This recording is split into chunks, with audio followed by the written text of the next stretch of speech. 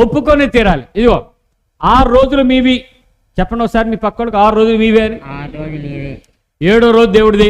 7 రోజు దేవుంది. 6 రోజులు నీ ఇష్టం వచ్చినట్టు తిరుగు, నీ ఇష్టం వచ్చినట్టు పని చేయి, నీ ఇష్టం వచ్చిన దగ్గర ఉండు. 7వ రోజు దేవుని దగ్గర రా.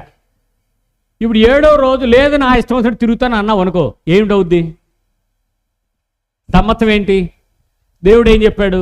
6 రోజులు ఆయన అన్నాడు, 7వ రోజు నాదన్నాడు. కాబట్టి మనం 7వ రోజు ఎక్కడికి రావాలి? దేవుడి దగ్గర రావాలి. ఏంటి దానిలో తిరగబడతామా? తిరగబడచ్చా? సమ్మతం ఏంటి? ఎందుకు ఒప్పుకోవాలి?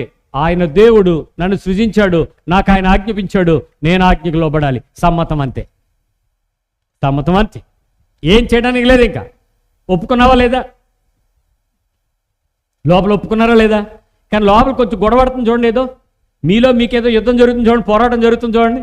కానీ ఏం చేస్తున్నావు? మూసుకుని మనకు శక్తి లేదు కాబట్టి